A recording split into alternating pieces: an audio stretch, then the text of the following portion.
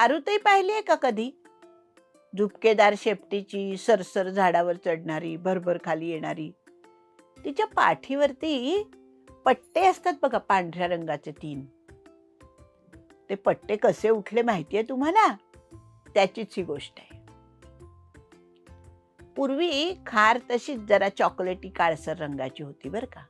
सगळ्या खारी तशाच होत्या. ही गोष्ट आहे रामायण काळातली.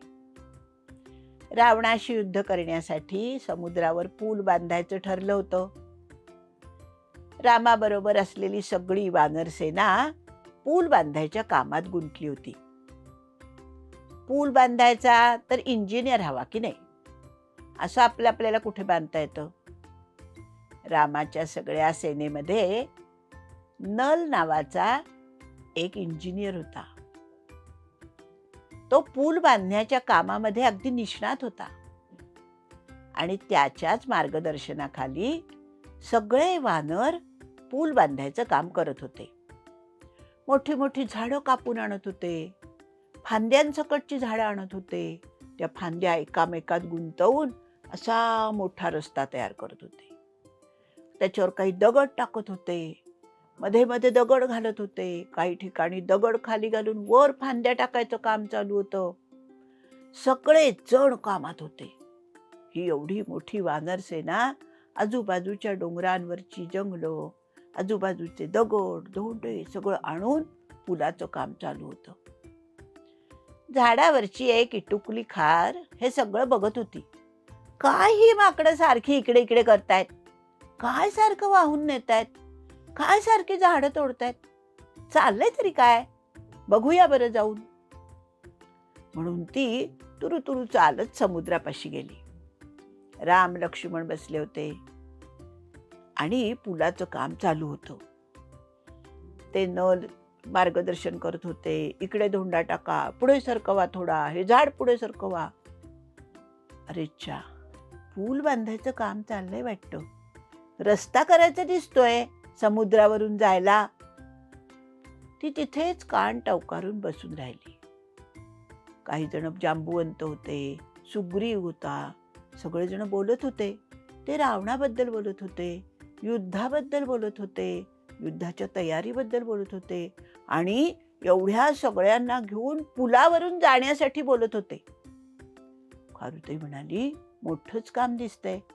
आपल्याला काही मदत करता येईल का रामांना? काय मदत करणार आपण? असं कसं? छोटे असले म्हणून काय झालं? मलाही काहीतरी करता येईलच की. असं म्हणून सुरसुर सुरसुर पळत खारुताई त्या पुलापाशी गेली. तिने नीट निरीक्षण करून बघायला सुरुवात केली. तेवढ्यात एक मोठा वानर एक दगड घेऊन आला. ए, पाय पडला तुझ्यावर म्हणजे मरून जाशील, हो बाजूला. तिच्या अंगावर खेकसला. खारुताई सुरकन बाजूला झाली. तेवढ्यात तिकडून दुसरं वानर आलं. त्याने मोठंच्या मोठं झाड आणलं होतं. ए, तू कशाला ग मध्ये, हो तिकडे, पाय पडला म्हणजे मरशील. अरे, सारखं कशाला असं म्हणताय? मग खारुताई जरा वेळ थांबली. जरा वेळाने माकडांची कामं झाली. ते पण जरा विश्रांतीसाठी थांबल्यावर खारुताई त्या पुलावरून जायला लागली. पुलावरून जाता जाता तिच्या लक्षात आलं की मध्ये मध्ये थोड्या फटी राहत आहेत आणि त्यातून समुद्राच्या लाटांचं पाणी हळूहळू वर येत आहे. असं जर पाणी येत राहिलं तर पूल लवकरच विस्कटून जाईल. असं नाही चालणार. मग आपण काय करूया? छोटे छोटे दगड आणू, छोटे छोटे मातीचे गोळे आणू आणि या सगळ्या फटी बुजवून टाकू, म्हणजे पूल पक्का होईल. हा, हे छान आहे काम. मग खारुताई लगेच पळून गेली. पण समुद्राची वाळू कशी अगदी बारीक असते, त्याला काही खडेबिडे नसतात. तिला लांब जावं लागलं जरा. मग तिथे साधे दगड होते, थोडे खडे होते, साधी वाळू होती. मग तिने ती गोळा करायला सुरुवात केली. हळूहळू तिने ती पुलापर्यंत आणून ठेवली. आणि मग जेव्हा जेव्हा वानर जरा वेळ थांबत तेव्हा तेव्हा ही खारुताई जायची आणि फटीत ते खडे घालायची, काड्या घालायची, चिखलाचे गोळे घालायची. आणि जेव्हा माकडं काम करायची तेव्हा ही त्याची सगळी तयारी करून ठेवायची. सुग्रीवाने ते पाहिलं. सगळे वानर आल्यावर ह्या खारीची काहीतरी धावपळ चालू असते. काय करते बरं ही? त्याने पाहिलं तर ती सगळ्या फटी बुजवत होती. त्याने नलाला सांगितलं, नल महाराज, पाहिलत का, ती केवढीशी खारुताई आपल्या परीनं काम करतेय. नलाने पण पाहिलं. खरंच खारुताई या सगळ्यांचं होईपर्यंत ढीग जमा करायची आणि मग पटापट पटापट पटापट पटापट जाऊन तिथे फटीत घालायची. पूल होत आला आणि नलानी त्या खारुताईला अलगद उचललो. खाल घाबरली, पळून जायला लागली.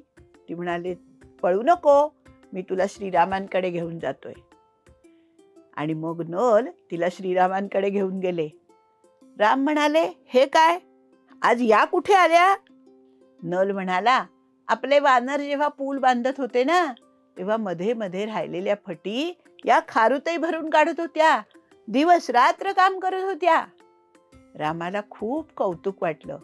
त्यांनी खारीला अलगद हातात घेतलं आणि तिच्या डोक्यावरून पाठीवरून हात फिरवला प्रेमाने आणि म्हणाला, खारुताई, खरंच तुम्ही छोट्या आहात, म्हणून तरी तुमचं काही काम छोटं नाही. पूल मोठा चांगला पक्का व्हावा म्हणून तुम्ही केलेली सेवा आम्हाला रुजू झाली. बरं, आम्ही प्रसन्न आहोत तुमच्यावर. आणि आता मी हा हात फिरवलाय ना, ही माझी बोटं तुझ्या अंगावर कायमस्वरूपी राहतील आणि तुझ्याच नाही, नंतर निर्माण होणाऱ्या खारींच्याही अंगावर असतील आणि त्या दिमाखात मिरवतील की आम्ही रामाच्या भक्त आहोत, म्हणून रामाची ही खूण आमच्या पाठीवर आहे. आणि खरंच अजूनही खारुताई काय करतात, ती रामाची खूण मिरवतात, कारण त्या रामाच्या भक्त आहेत.